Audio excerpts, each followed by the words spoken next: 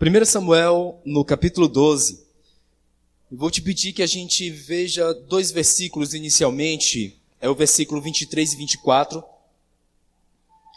1 Samuel 12, versículo 23, para mim aparece assim: quanto a mim, longe de mim que eu peque contra o Senhor, deixando de orar por vós, antes vos ensinarei o caminho bom e direito.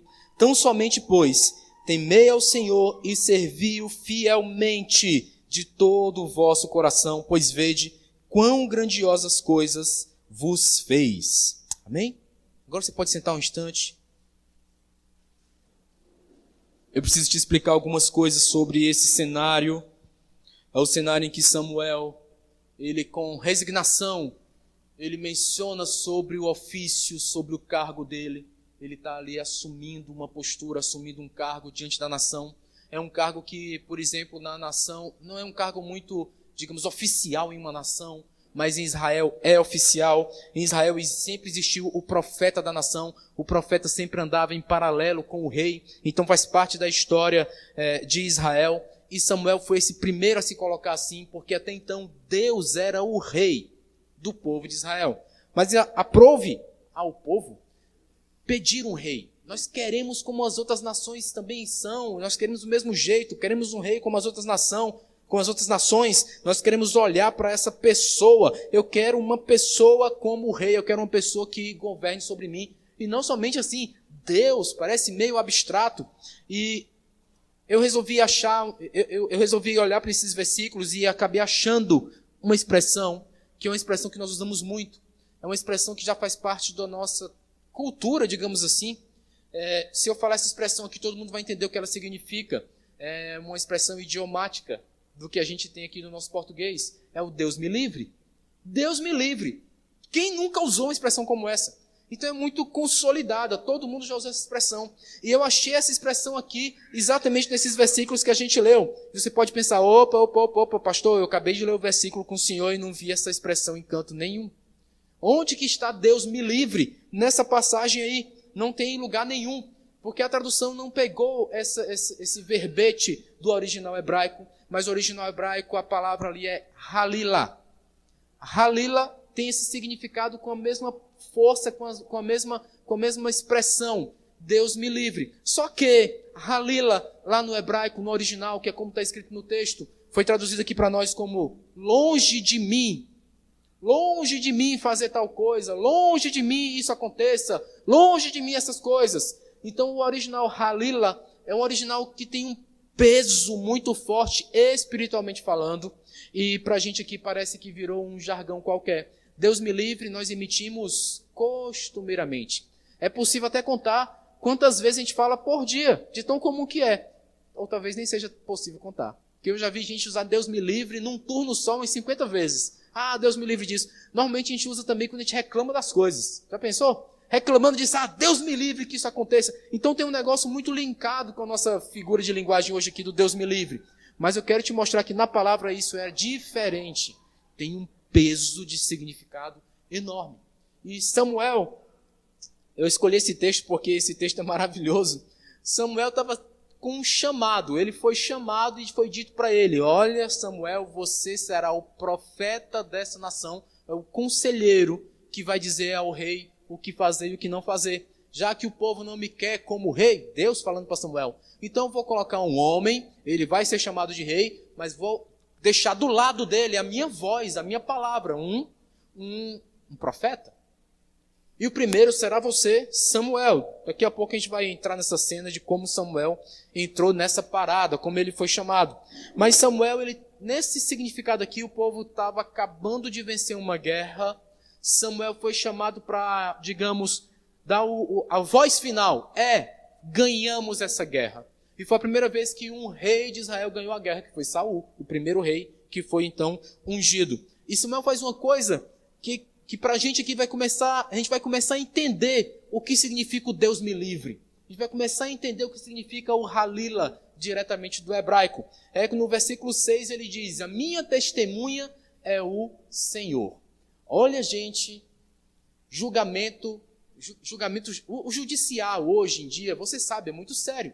E você chamar alguém para ser a sua testemunha, Então tem que ter um certo peso. Essa aqui é minha testemunha, ela vai dizer, vai fazer uma declaração a meu favor.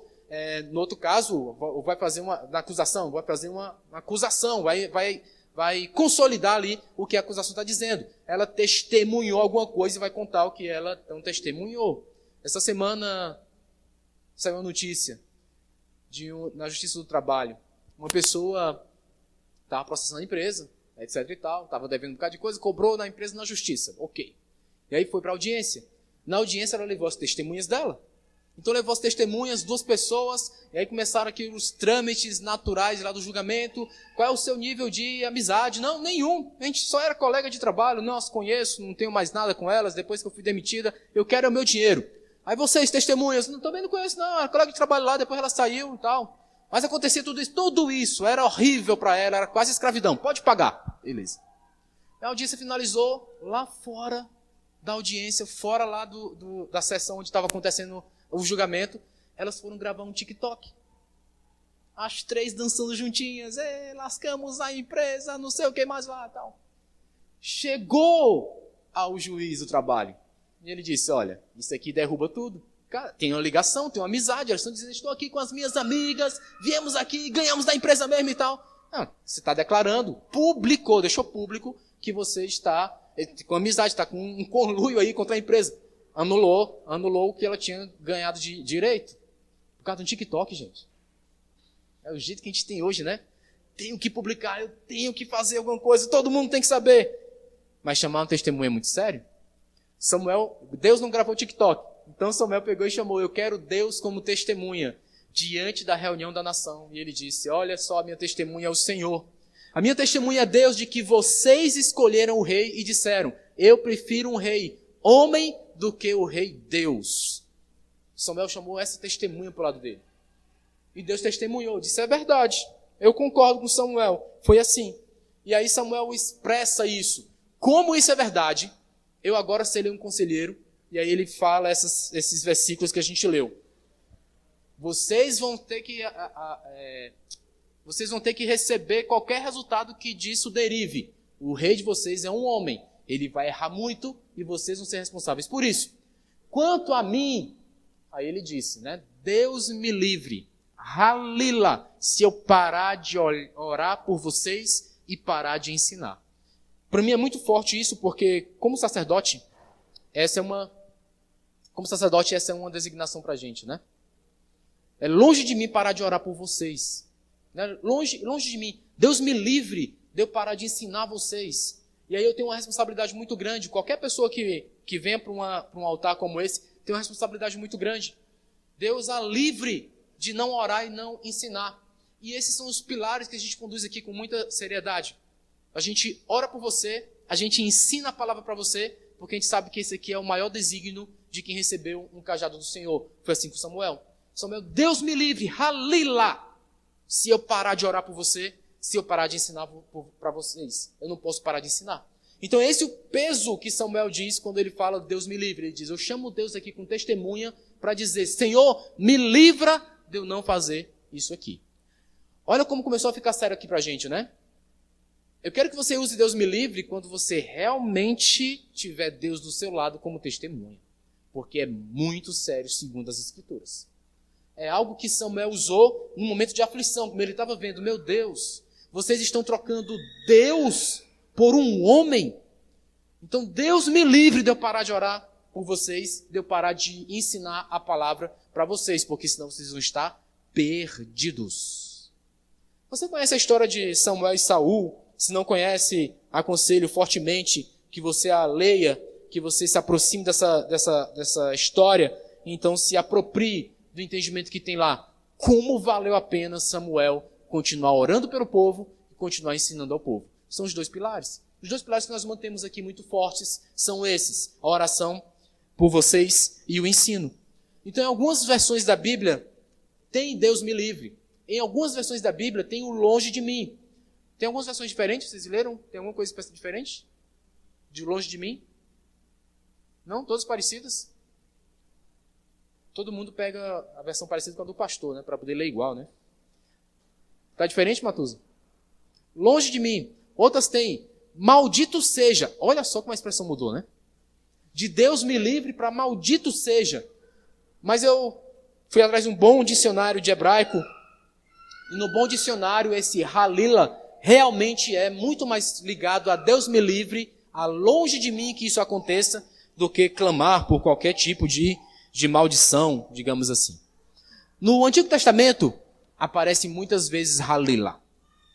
Uma das vezes que aparece muito forte, para você ver como a expressão é forte em si, foi na estratégia de José, quando José teve a estratégia de pegar os seus irmãos, e na defesa de Judá, que ele vai tentar se defender ali da estratégia de José. Se você não sabe do que eu estou falando, existem algumas mensagens aí no canal sobre José, que você pode acessar e vai entender um pouquinho mais dessa estratégia de José para pegar os seus irmãos e da defesa de Judá, que é uma defesa inclusive muito emocionante. Mas eles começam a ter medo de morrer. E diante do medo de morrer, Judá vai fazer um juramento.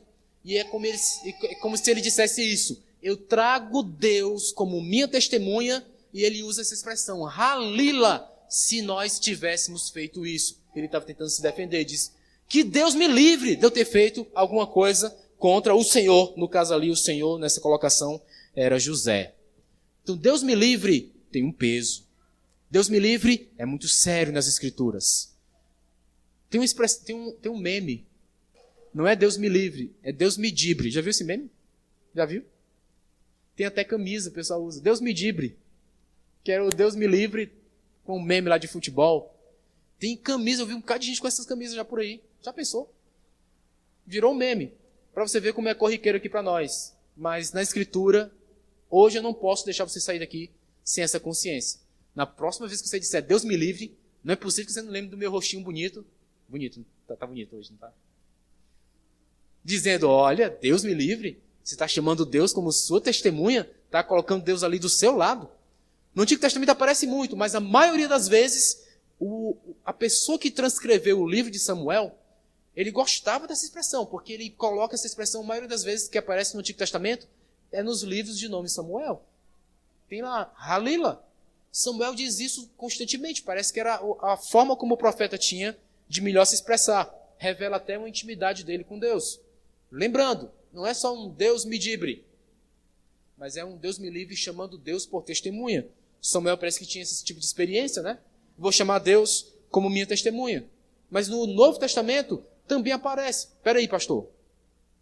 Halila é uma palavra em hebraico. Halila, palavra em hebraico. No Antigo Testamento, eu até aceito. Mas como que Halila, uma palavra em hebraico, aparece no Novo Testamento que foi escrito em grego? Eu tenho como te provar. Lucas 20, versículo 9. Começa a descrição de uma parábola. Jesus, rabino, Jesus. Será que isso diz alguma coisa para você? O rabino Jesus estava falando sobre uma parábola. Ele ia propor uma parábola, conhecida por nós como a parábola dos lavradores maus. E ele começou a proferir não somente para os seus discípulos, mas o versículo 9 diz que ele começou a falar a parábola para o povo. Então o povo começou a ouvir o que Jesus estava dizendo. No versículo 14 ele fala, vendo, porém, os lavradores arrazoavam entre si, dizendo, este é o herdeiro, matemo-lo para que a herança venha a ser nossa. Morte. É uma questão de vida ou morte. Porque Jesus estava falando sobre a parábola dos lavradores maus. Foi mandado um servo para o campo lá. Você conhece a parábola? E aí expulsaram ele, não quiseram ouvir. O dono do campo mandou um outro servo, também não quiseram ouvir, espancaram ele, despacharam. Aí ele, bem, não estão respeitando os meus servos? Vou mandar então o meu filho. Eu acho engraçada essa parábola. Muita gente a conhece, mas não entende a interpretação. Quando ele fala que o dono do campo enviou seus servos, as pessoas espancavam, chutavam, despachavam. Sai, vai embora daqui. E você parou um pouco para pensar um pouco nisso? Nós aqui, nós somos servos do Deus que é dono de tudo. Eu me sinto esse cara aqui que foi espancado. Né? Eu me sinto um servo do Senhor, que quando eu chego apresentando, olha, o Senhor, dono disso aqui tudo, quer falar com você. A pessoa me espanca e me chuta, me enxota. Sai daqui, eu não quero papo com esse negócio de fé. Tudo bem? Deus pensou parecido com isso e disse, eu vou mandar então o meu filho. Você sabe o que fizeram com o filho? O que foi que fizeram com o Filho de Deus? Você sabe? Então é isso que Jesus estava explicando, esfregando na cara deles. Vou mandar o meu filho. Porque nós temos um negócio com a gente, né? Mandaram o meu filho, o que foi que fizeram com o filho? Ele é o herdeiro. Vamos matar. Então tudo que tem aqui vai passar a ser nosso, porque vai ficar sem herdeiro. O versículo 15. Lançando fora da vinha, o mataram. Que lhes fará, pois, o dono da vinha? Porque quando mexe com o filho, né? Mexa com o filho, né? Mexa com o filho. Quando Jesus falou isso, essa expressão aqui, mexeram com o filho, mataram o filho. O que é que vocês acham que o pai vai fazer? Mataram o filho dele. O que é que vocês acham que o pai vai fazer? Versículo 16. Esse aqui é o versículo onde parece Halila. Versículo 16. Virá, exterminará aqueles lavradores e passará a vinha a outros. Isso foi tão concludente que eles responderam. Ao ouvirem isto, eles disseram o quê? Halila. Como é que tem escrito na Bíblia de vocês aí? Ou seja, Deus me livre. Vieram e mataram. Longe de mim que isso aconteça. Que isso, por favor, não aconteça. Absolutamente não. Halila. Eu fui estudar essa expressão, é por isso que eu encontrei ela aqui. Os rabinos atestam, eles dizem, não tem outra expressão para se encaixar no discurso de um rabino naquela época, nessa situação, a não ser isso aqui. O povo disse, porque era costume do povo, Halila, que isso não aconteça. Lucas capítulo 20, versículo 16. Halila. Nesse mesmo formato de expressão, ela aparece na Bíblia por outras vezes. E essas vezes em que ela aparece, a maioria delas é escrita pelo apóstolo Paulo. Então tem uma similaridade. Aquele que escreveu os livros com o nome Samuel tinha uma preferência para explicitar que Samuel usava essa expressão. Já no Novo Testamento, a gente tem um outro autor que também fazia questão de usar essa expressão, o apóstolo Paulo. Eu duvido que alguém aqui possa se levantar, ou até mesmo na internet, se levantar e dizer, olha, o apóstolo Paulo não parece que tinha muita intimidade com Deus. Alguém tem coragem de fazer isso? Então me parece que esses grandes homens de Deus entendiam essa expressão e puxavam para perto de si para dizer, testemunha, uma grande testemunha minha é Deus. Deus é minha testemunha. E é por isso que eu posso dizer, Deus me livre que isso aconteça. É uma expressão para mim muito forte. Eu passei a usar essa expressão com uma consciência diferente. Toda vez que eu vou usar Deus me livre, é bom refrear e pensar bem, a situação é essa? Cabe? Cabe. Então eu posso usar porque Deus está aqui do meu lado, sendo minha testemunha. E chamar Deus para ser sua testemunha, para ficar do seu lado, é uma faca de dois gumes. Porque você pode chamar Deus para ficar do seu lado, e na hora que você começar a fazer coisa errada, parece que dói, né? Olha, está do teu lado, sendo tua testemunha. Ah, Deus me livre de fazer isso errado. Que isso não aconteça. Pode ter te salvado. Mas quando você produz o ato, chegou até o fim do ato, aí Deus está do teu lado, sendo tua testemunha. Está vendo o que é que você fez? Na frente da testemunha. E quando for naquele dia do julgamento, a testemunha viu tudo. Eu tenho algumas perguntas para a gente responder agora. Sabendo tudo isso que a gente já sabe sobre Halila, sobre Deus me livre. Assim como esse dono do campo enviou o seu filho, enviado como filho de Deus, o que é que a gente tem feito desse filho? Ou quando Deus então faz como Samuel, o que é que a gente tem feito com o cargo que Deus nos direciona a tomar? O que é que a gente tem feito da nossa vida cristã? São perguntas interessantes. Samuel não recebeu o cargo dele naquele dia em que Saul foi ungido rei. Samuel era ainda uma criança, ainda estava começando seus passos de fé, quando ele ouviu uma voz chamando pelo nome dele. Ele achava que era o mestre, Eli, o sacerdote. Ele ia lá atrás de Eli. Eli, me chamou, Senhor, me chamou. Ele, não te chamei, não chamei o teu nome. Volta lá e continua dormindo, menino. E aí Samuel voltava a dormir. Ele ouviu a voz, até que numa hora ele percebeu, bem, tem alguém te chamando, não sou eu, não tem mais ninguém aqui na tenda, só pode ser Deus. Quando você ouvia o seu nome sendo chamado de novo por uma voz, você responde assim, Samuel: fala, Senhor, eu estou te ouvindo. Isso é 1 Samuel capítulo 3. Samuel ouviu de novo: Samuel. Aí agora ele respondeu como o mestre ensinou: eis aqui, pode falar, o teu servo está ouvindo. Gente, aconteceu algo. Deus realmente falou. Mas só que Deus não disse assim: Samuel, olha Samuel, tu vai ser o profeta dessa grande nação. Ele não falou dessa forma. Eu vou achar esse versículo aqui. 1 Samuel 3,11, me escuta. Disse o Senhor a Samuel: eis que vou fazer uma coisa em Israel, a qual todos os que ouvirem lhe tinirão ambos os ouvidos. Foi isso que Deus falou para ele. Não parou por aí. Deus disse: eu julgarei a casa de Eli para sempre, pela iniquidade que ele bem conhecia, porque seus filhos se fizeram execráveis, e ele os não repreendeu. Olha como é forte, né? Filho fazer o que não deve e o pai não repreender. Filho faz o que quer e os pais não repreendem. Eu acho até essa palavra aqui mais forte. Se tornam execráveis diante de Deus. E esse foi o motivo. Foi o único motivo que Deus olhou para Samuel e disse: eu vou fazer alguma coisa, Samuel. No futuro você vai saber. Mas por hora, Eli não terá mais descendência. Ou seja, de Eli não haverá mais sacerdócio. Eu vou levantar um outro sacerdócio. E o outro sacerdócio, no caso, era Samuel. Mas repreendeu o filho. Desculpa aí, mas agora eu fiquei curioso. Faz sentido. Repreender filho. A palavra repreender significa tornar a pessoa fraca naquilo que ela está fazendo. Faz todo sentido agora, né? Porque se você faz alguma coisa errada e alguém te repreende, ele está te enfraquecendo naquilo, para você não fazer mais.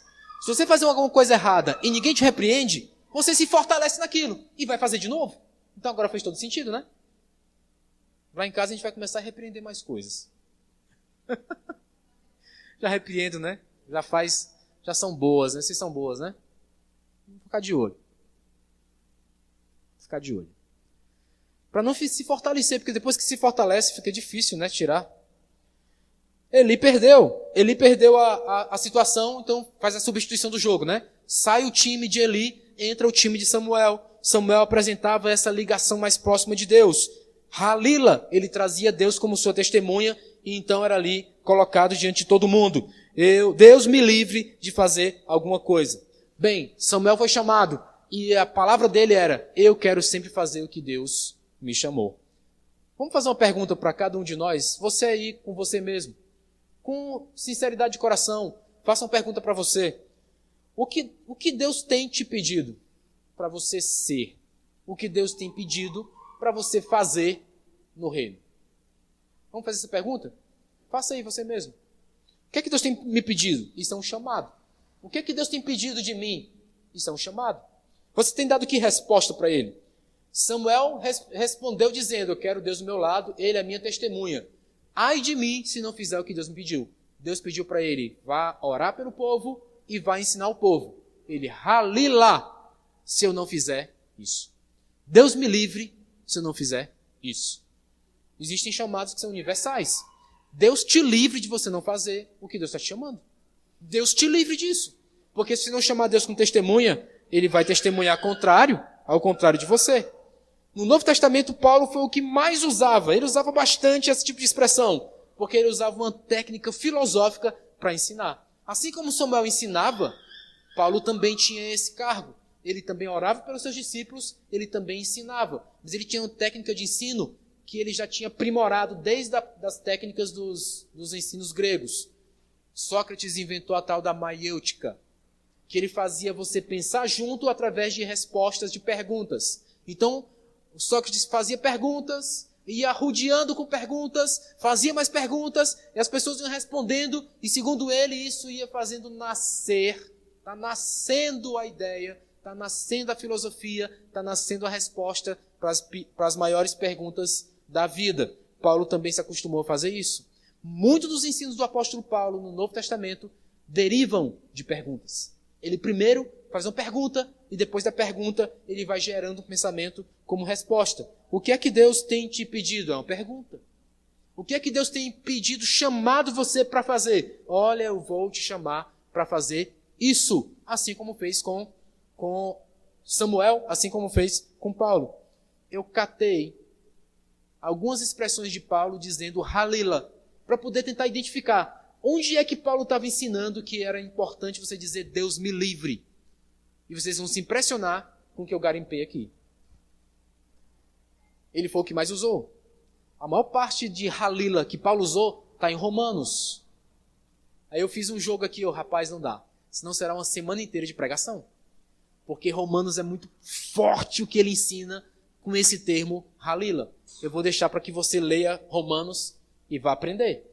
Eu resolvi escolher o que não está em Romanos. Mesmo assim dá para aprender muita coisa com o apóstolo Paulo usando essa expressão. 1 Coríntios 6,15. Se você puder me acompanhar na sua Bíblia, você também vai se impressionar. Se puder marcar aí, para se lembrar depois, escrever alguma coisa, eu acho que isso aqui vai ser muito importante para você. 1 Coríntios 6, no versículo 15. Não sabeis que os vossos corpos são membros de Cristo? E eu, porventura, tomaria os membros de Cristo e os faria membros de meretriz? Aí ele mesmo responde, halila. Absolutamente não, de jeito nenhum. Deus me livre de pegar aquilo que é de Cristo e misturar, e mesclar com coisas impuras. Gente, isso aqui é um pecado muito grosseiro. Um pecado bem grosseiro, falando sinceramente.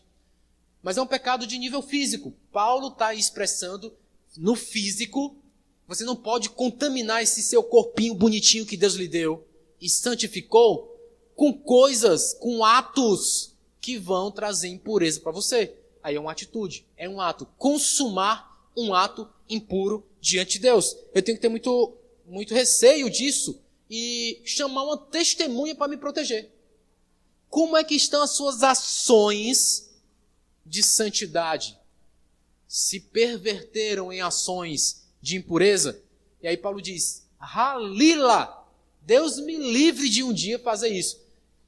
Agora pense no teor do Deus me livre, como a gente estudou já aqui. Ele não estava falando de qualquer jeito. Ele estava dizendo, peraí, agir de forma pecaminosa, eu puxo Deus como minha testemunha, que fique me monitorando 24 horas por dia. É pesado ou não é? É difícil ou não é? Na hora que ninguém está vendo, você ter a consciência, halila, eu chamei Deus para ser minha testemunha, Ele está olhando. Deus olhando, você ainda tem coragem de fazer? Deus te vendo, dizendo, eu sou testemunha, Fábio. Vai fazer mesmo? É muito forte? Deus me livre. Bem, se você está dizendo isso, está chamando Deus por testemunha. Então, Deus me livre. A minha intenção aqui hoje é que todos nós digamos isso. Deus me livre, que venha mesmo e fique me monitorando. Senhor, não quero me misturar com meretriz. Eu lembro no começo da minha fé, eu estava dentro de uma igreja, nas primeiras palestras que eu ouvi dentro de uma igreja, e tinha um pastor respondendo perguntas. As pessoas mandavam um bilhetinho para ele, para não se identificar, porque ele dizia, eu quero que sejam perguntas difíceis mesmo, não tenha vergonha não. E o tema é sexualidade, olha o tema, né?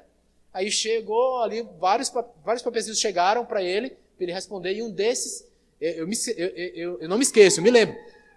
Um dos papelzinhos está dizendo lá, o senhor iria para um motel com a sua esposa? Imagina se eu dissesse aqui para vocês. Gente, o culto hoje de manhã, eu estou muito bem, porque acabei de sair do motel com a minha esposa. Você ia acreditar em mim? Tem a minha cara isso? Mas é com a sua esposa. E eu lembro da resposta desse pastor. Ele dizia exatamente isso.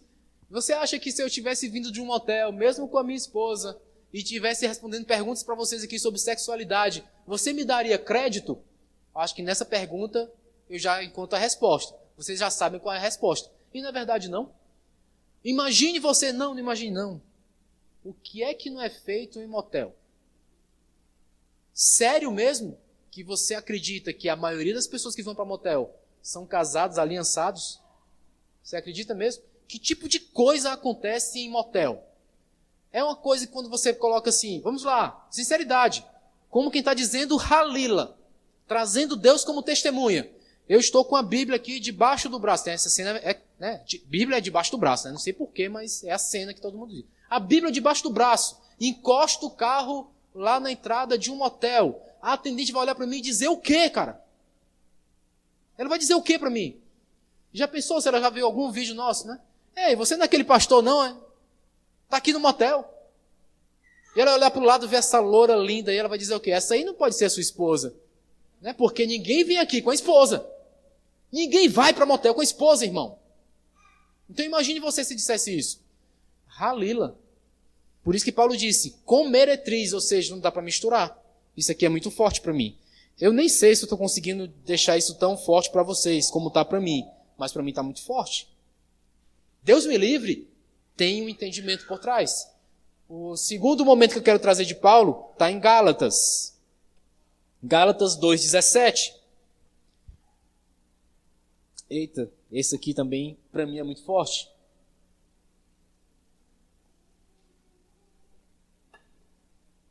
Gálatas 2,17. Mas se, procurando ser justificados em Cristo, fomos nós mesmos também achados pecadores, dar-se-á o caso de ser Cristo ministro do pecado? O que você acha? Nós somos crentes aqui. Nós aqui todos somos crentes, graças a Deus. E aí, Deus, Halila, né? Deus me livre. Encaixou, né? Halila, Deus me livre. Algum de nós é flagrado num pecado gritante. Aí o que você vai pensar? Não, tá vendo? Esse Cristo deles não é Cristo de santidade. Ele é Cristo de pecado. Isso é um bom pensamento para se tirar de conclusão?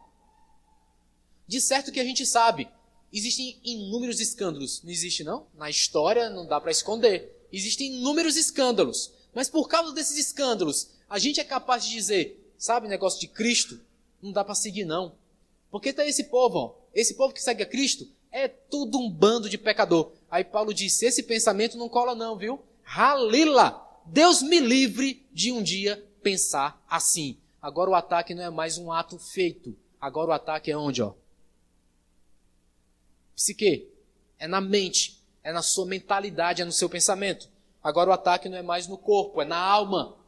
Agora é na alma que a gente tem que chamar Deus para ser testemunha. O Senhor é a testemunha dos meus pensamentos. Porque ação, eu posso até filmar uma ação sua. Agora, pensamento, eu não consigo flagrar.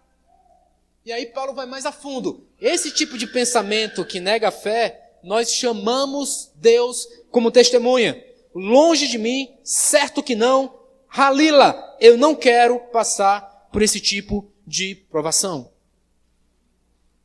Como pastor, eu já ouvi muita coisa. Como pastor, já aconselhei diversas famílias. Como pastor, já tive que dar chave de resolução para vários problemas. Mas dos que mais, todos são difíceis, né? Mas o que encaixa bem com essa situação são os problemas de conflito interior que a pessoa tem na fé. Onde ela se decepciona com alguma situação.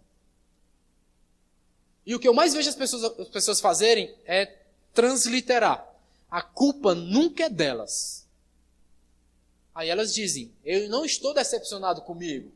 Porque eu estou decepcionado é com Deus, porque Ele não fez. Olha, gente, é impressionante como a pessoa chega com uma questão dessa. Então, o que é que eu tenho para te dizer mais? Se você mesmo está dizendo, olha, nem adianta me falar de Jesus, porque a minha decepção é exatamente com Ele, porque Ele não faz. Eu só tenho uma resposta, uma condução. Eu só sei dar uma saída para esse tipo de situação. Você está esquecendo, não é o que Jesus veio fazer. Aliás, você está esquecendo o que Jesus veio fazer. Ele já fez. Não é você está decepcionado porque Jesus não faz nada. Ele já fez. E se você simplesmente, eu não quero mais lembrar do que Jesus fez, então o problema realmente é muito grande. Ninguém pode mais resolver. Porque só tem uma solução. É quando você reconhece que Jesus já fez alguma coisa. Foi para a cruz, foi enterrado e foi enterrado. Aí a Marjorie perguntou para a gente essa semana, foi ontem, antes de ontem, perguntou para a gente, vocês foram lá no túmulo de Jesus? Sim, a gente foi. E vocês viram ele lá enterrado? E aí a gente teve aquela alegria de dizer, não, porque ele ressuscitou. A gente foi no túmulo, ele foi enterrado, mas ele não está lá. Está vazio. É isso que tem escrito bem na porta. Não dá. Então se você não acredita mais nisso, então não tem mesmo uma saída não. A única saída é fazer como Paulo. Deus me livre de pensar como você. Eu chamo Deus como testemunha, que a minha mentalidade não seja afetada por isso. Então não quero ser afetado no corpo e nem quero ser afetado na mente. No mundo tereis. E aí com as aflições do mundo você vai achar que é o quê? Não, Deus não está fazendo nada. Então é melhor largar a mão de Deus. Aí Paulo diz, Halila. Porque se for comparar o sofrimento que a gente passa aqui com o sofrimento de Paulo, hein? Aí a gente vai entender o que é o Deus me livre de Paulo. Não dá para depender também só de Jesus e nem achar que depende só de você. São duas situações na mesma moeda. Mas eu tenho uma aliança com Deus. Aliança com Deus. Aliança de casamento. O que é aquela fala tradicional? Na saúde e na doença. E com Deus, não é assim não? O pastor Bill Johnson perdeu a sua esposa essa semana. E eu sou sincero com você, é muito dolorido, né? Morte, assim, é chato. Eu sou muito sensível. E aí a esposa dele estava com câncer já há algum tempo, causando algum sofrimento. E para mim ele fez algo que eu aprendi, assim. A esposa faleceu e ele foi publicar, todas as redes sociais dele publicou a mesma coisa. Uma foto dela bem, muito bonita, por sinal, bem feita a foto. E somente uma expressão explicando aquele processo. E para mim ele conseguiu resumir. Ele colocou lá, healthy and free. Todo mundo entendeu. Ela morreu. Porque agora, aquele câncer pesado que ela estava enfrentando, ela era agora saudável e livre. Ele pontuou e não se expressou mais nas redes sociais. Todo mundo entendeu. Se a vida que a gente tem aqui na Terra é uma prisão, e ela estava passando por um processo muito forte de doença, quando aquele processo todo terminou, ela agora estava como? Saudável e livre. Foi assim que ele expressou. Eu chorei na hora, cara, porque isso é muito forte. É a mente de um pastor que entende essa transição. Você acha que na mentalidade dele ele pensou assim? Olha, não vale a pena servir Jesus, não vale a pena ter fé, porque olha só, a esposa morreu de câncer. Qual foi a mentalidade dele? Halila! Deus me livre de pensar assim. Sabe como é que eu penso? Eu penso que ela agora está curada e livre. É assim que eu vejo a minha esposa. Uau! Não deixa a sua mentalidade ser afetada por nada? É assim que Jesus está ensinando para a gente. Nossa mente ela é muito fértil. Estou acompanhando um professor e ele está ensinando técnicas de aprendizado rápido. Ele foi falar de aprender uma outra língua rapidamente. Eu tenho um grupo com as pessoas aqui da igreja, que elas são legais que só. Eu posto um bocado de coisa lá. Aprenda isso! E elas estão aprendendo que só. Elas me respondem rápido que só. Às vezes eu fico falando sozinho no grupo. Mas vocês vão me pegar, aliás, vocês vão me pagar. Eu vou falar com vocês pessoalmente. E dizer, e aí? Vocês vão me dizer. E aí ele fala lá, vamos aprender rapidamente. Vamos aprender rapidamente. Aí ele disse, uma coisa que você nunca esquece é quando tem uma melodia associada. Você pegou e não esquece mais. Aí ele foi fazer uma jogada. Ele disse, eu lembro quando eu era adolescente, uma música que estava em sucesso. Ele começou a bater o pé. Aí ele disse, olha, eu não vou lembrar de primeira não, mas olha, a música era assim, ele cantou a melodia todinha, trocando as palavras. Ele, agora deixa eu fazer a segunda vez. Ele lembrou a letra da música todinha da adolescência dele. Aí você pode dizer, não, ele fez um jogo, ele fez um...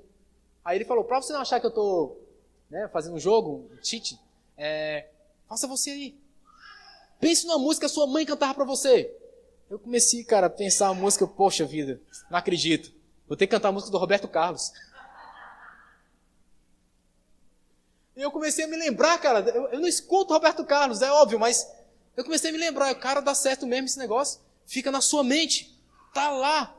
É só você puxar e você resgata. Ele disse, para aprender uma nova língua é assim. Aprenda com música. Aí eu, cara, fantástico, beleza. Aí agora trazendo para cá, sua mente é muito forte. Ela lhe ensina muitas coisas. Qual é o teor da música que você está ouvindo? Porque essa música vai deixar um ensino lá dentro do seu subconsciente.